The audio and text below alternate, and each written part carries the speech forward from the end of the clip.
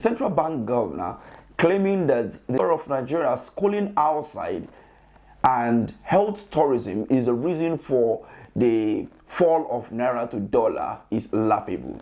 As much as there's a good side and a bad side to what he was saying to the National Assembly, but I totally disagree with him for him to say that it is because the Nigerians that are schooling abroad and those traveling for healthcare is the main reason for this downturn of naira.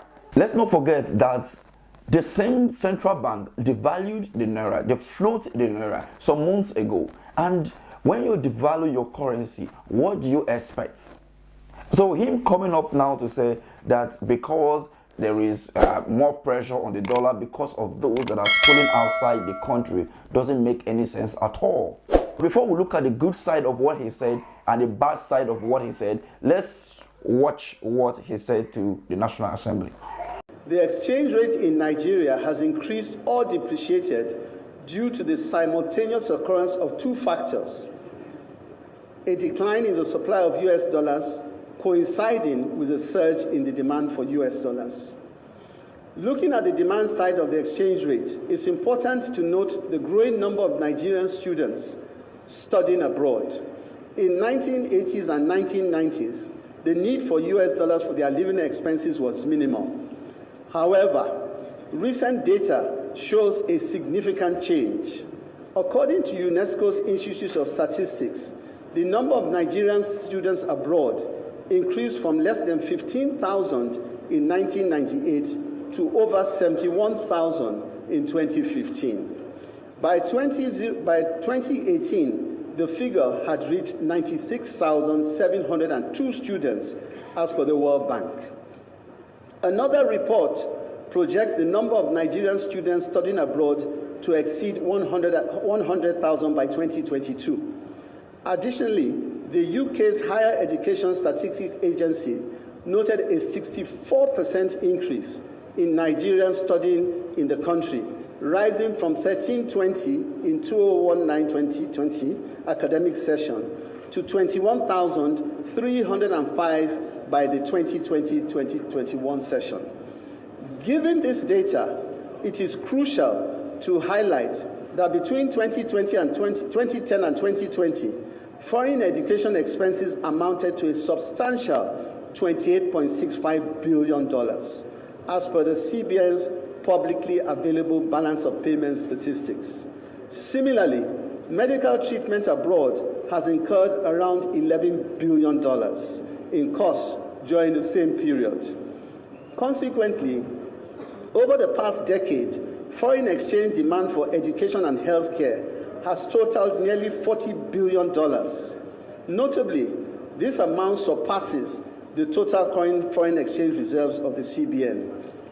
Mitigating a significant portion of this demand could have resulted in a considerably stronger naira today.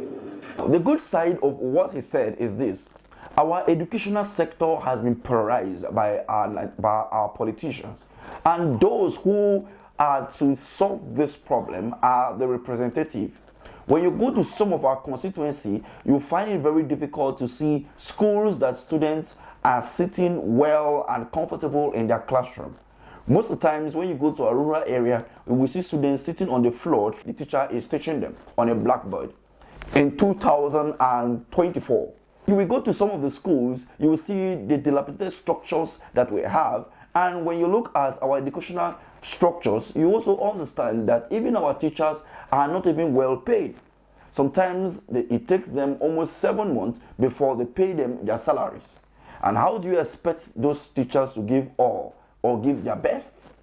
On the ground of medical tourism, you will understand also that most of our doctors are no longer practicing in Nigeria as a result of the nonchalant attitude of the government providing enough equipment for them to treat their patient and even taking care of these medical doctors.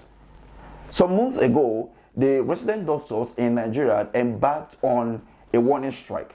Some time ago also, under the last administration, even under this current administration, there have been to strike several occasions because they are not paying them their salary, or even to increase a salary become a problem. And this is the reason why many Nigerians hospital, the only thing that you can find in those hospitals, you order already. So I'm not going to mention that. But this is the reason why most people travel out for medical, attention. And it is the politicians whom he was speaking to are the one that ought to, bring our medical facility to standard. But they always travel out of the country, to, check themselves up, to treat their family members and themselves. And as a result of that, neglecting, building good medical infrastructures in Nigeria. 70s and the 80s, the Indians comes to Nigeria. People travel all the way from the world to come to Nigeria for treatment. But what happened? Why is it that now we are the one traveling to other parts of the world, for medical, tourism or treatment? This is because our politicians over the years only think about their stomach and forget about the infrastructures that will bring them revenue, as well as, make the people live a standard life. Bad side of what he did at the National Assembly is the fact that as the governor of the central bank, I don't expect you to, be reading from your paper, reading from paper to the legislators that this is the problem of Nigeria. When you come to my house, I know the problem in my house. If I don't have food in my house, then I don't need to write it down to explain to somebody who is going to invest or give me money to go to the market to buy food to stock my house.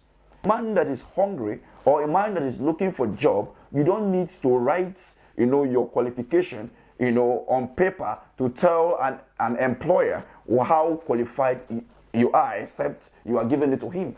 If I am qualified to take a particular job, then I should be able to stand before my employer and explain to him the reason why he should employ me, what I've been able to achieve over the years. Not writing on the paper and looking at the paper and reading out of the paper to my employer that this is what I have been able to achieve over the years and what I can do, and this is the problem I found in your company, and this is the solution I am bringing to your company.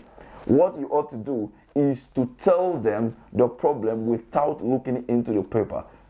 And by so doing, you can actually understand that yes, these people are aware of what is happening in Nigeria and they close their eyes to it. Never you forget, a governor of a state is wearing a wristwatch worth over 200 million. And we're talking about our dollar. We're talking about our naira falling against the dollar. But a sitting governor of a particular state is wearing a wristwatch that is worth over 200 million when you convert it from dollar to naira, or when you convert it from euro or pounds to naira. So what do you have to say about this? Thank you for watching.